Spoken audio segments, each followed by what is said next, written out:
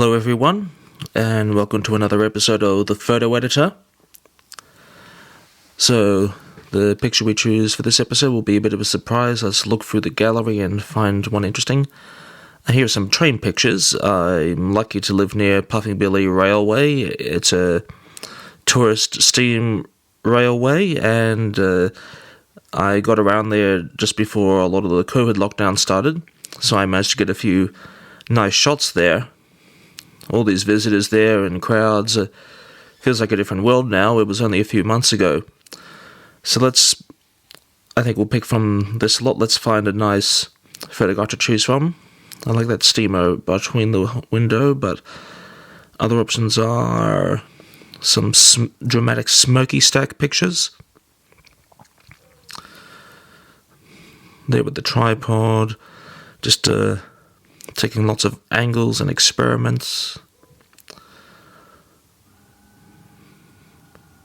And also some different lighting situations, because particularly when you're doing a lot of editing, you want to be careful how much you're over or underexposing a picture. Digital is kind of opposite to film. In film, it's good to go a stop or two higher on the exposure, so you get more detail. In digital, it's the opposite. If you expose that bit too much, then sections will just go white and you won't get the picture back. Some detail of the brakes or the whatever piston system they have. I need to study up on my train mechanisms. I like this one here. I'm going to go to my usual silver Efex Pro. Always edit a copy, because you want to be, if you aren't happy with what you've done, you want the original still. Also, I always shoot in a RAW. It gives you much better means to edit afterwards. Filter, let's see, red, that's a bit nice, gentle, dramatic. The variations from the filter on this occasion don't seem to be as big, so let's see. Do I want a lighter background or a darker one and make the train pop out? Lots of different textures of metal, which is interesting to the picture.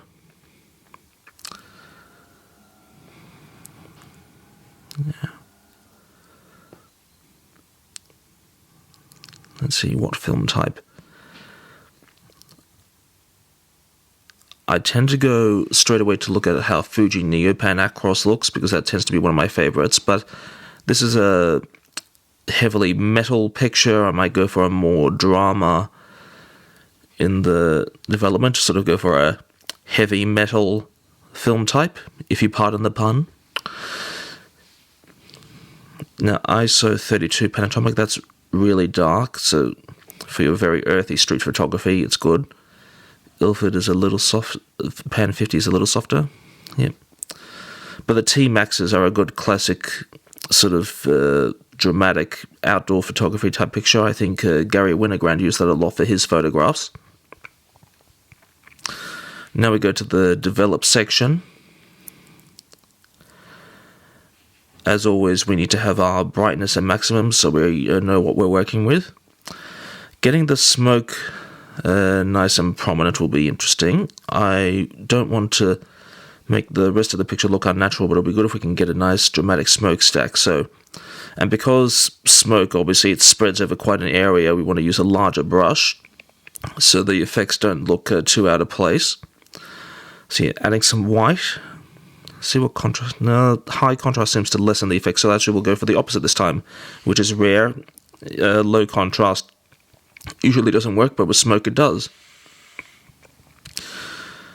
Okay, the too much highlight seems to get the part nearer the sky just a bit too overblown, so we'll just have to throttle it back just a little bit. Yeah. Texture is interesting because it makes the greenery behind the smoke more noticeable, which we don't necessarily want here. Whereas clarity, we get a bit more of that smoke. So again, smoke seems to, especially when we want to emphasize it, we need to almost reduce a lot of the sharpening effects we normally rely on to get a more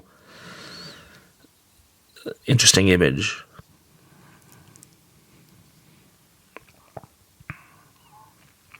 Feather out the edges a bit. The greenery makes it an interesting job. What I actually did as a bit of an experiment when I was there was I began using a heavy color, a heavy sun filter to block out a lot of the light so I could have the shutter open for longer and see what happened with the moving smoke for long periods. And the effects in theory were quite interesting, but the problem was that I had the shutter now open for so long, and I was using one of the Kokan filter holders, is that actually for the amount of time I had, there was actually light bleeding behind the filter into the edges. So after this, I actually ordered a special Kokan lens hood to help block out light for next time, but I haven't got to use it yet because I'm not able to go outside to these places, and Puffing Billy is currently not operating because of the virus. Okay, so I've made the sign a bit more white and prominent, a bit more contrasty with the clarity function. Same with the metal. Now, I have been a little bit of a bad boy. I've made adjustments to both the sign and the train with the same brush. Shouldn't do that normally, because I'm having to correct now and it's impacting everything I've used that brush on, even if I may only want to change part of it. Go to new effect now. So yeah, get the train looking nice and dramatic. I love working with metal. You can get so many sort of shiny and varied textures, particularly on something like a weathered steam train, where there's so much can often be lots of bits of rust and dirt, and we have the corrugated and iron in the back.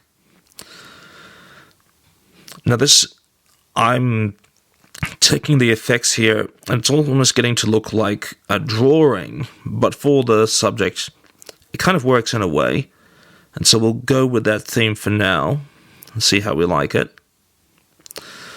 Even like seeing an old book on trains, and you may have old black and white photos that are kind of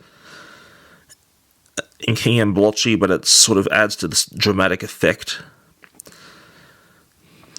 Now we have the different parts of the rails and the boiler dome at the top, so using spot alterations, bring those out a little more.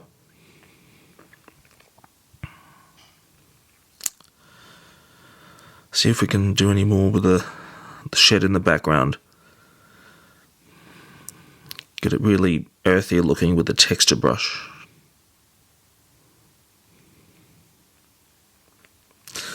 Because it's a steam train, it's okay to have a bit of dirt and grime and the vibe of that dirt and grime around the place. Quite a lot of deep shadow around the chimney, and for better or worse, we may be stuck with that. But that's okay, we like a bit of deep shadow on this one, and you can tell where the sun is coming so directly in front of the train. It really adds that strong, it's almost film noir shadow.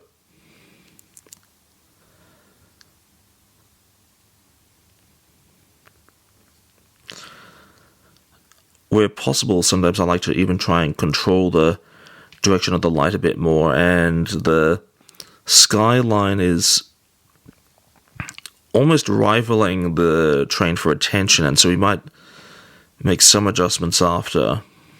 But let's just finish on the train for now.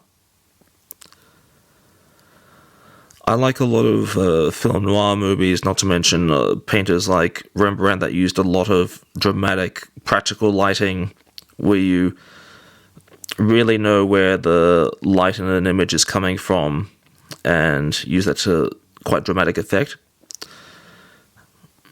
And so try and get rid of some of that light bleeding amongst the outer greenery without it looking too funny and artificial. because if we reduce the light too much on some of the bleeding, it'll just look like a dark blob. Make the leaves a little darker. See how the contrast goes with that afterwards.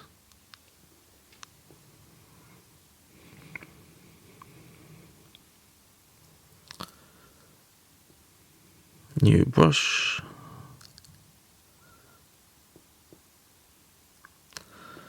Get that exposure down.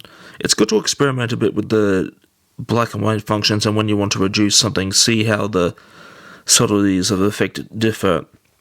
Now, because those outer branches, they're quite fine, it's kind of difficult to make adjustments to them without also affecting the sky behind it, and so it might cause more damage than good. So sometimes it's also about knowing when to leave certain parts alone, and knowing for next time how to play with them to your advantage when you're out on the field.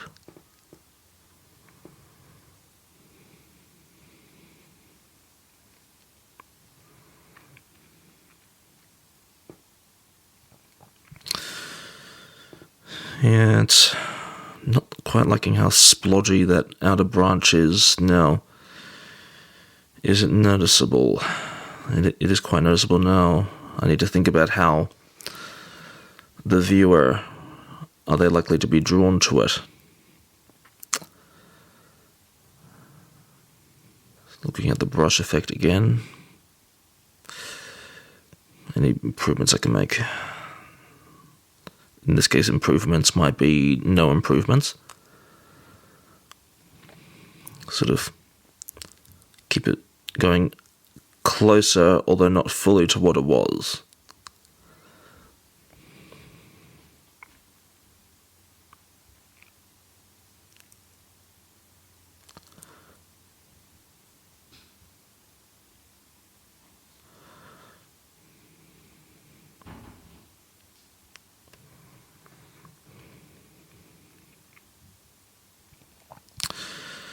Hazing is another interesting effect to work with. Okay, so it's a bit stronger now. We don't have all the light bleeding that we used to, but then we haven't sort of looked like we've just sort of cut out a section. So it's probably a reasonable in-between.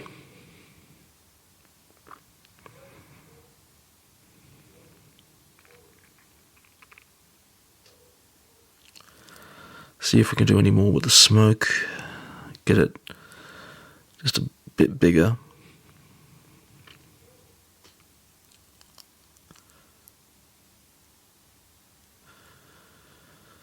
Once again, smoke is proving to be a kind of a rule of opposites with photo editing. I should do a whole series with just smoke, I think, and play around with that.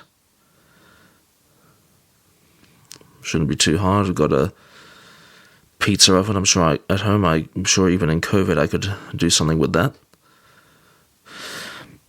Yeah, so it is veering a bit on the overexposure on the smoke, but it's kind of almost like an angel halo.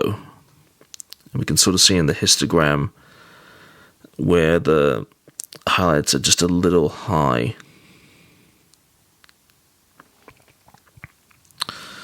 We also have to remember that we're looking at a fairly small picture. We'll have to look at it again in a larger format later to see the changes we've made, if there's any little flaws that were less obvious and what we can get away with. But I didn't like how overexposed some of those highlights were, so I took them back a bit.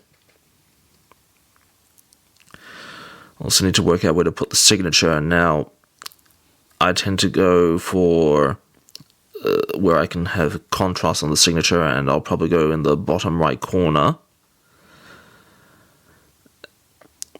because the sign will kind of be a bit too much of an interference with the extra picture.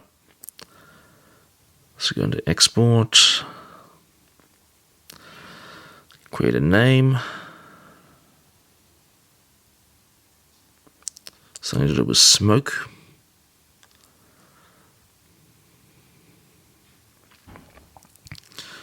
That picture quality should be alright.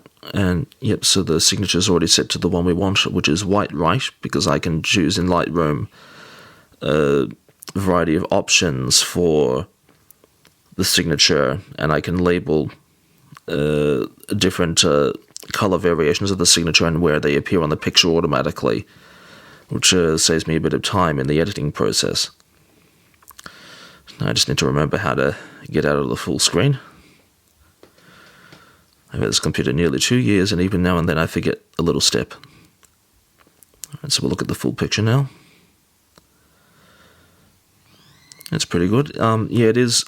So it is quite artificial looking with the really high contrast around the metal edges, but I am enjoying the sort of chiaroscuro, the sort of charcoal drawing effect, and for a kind of a very earthy, turn-of-the-century type image like this, I think it works quite well.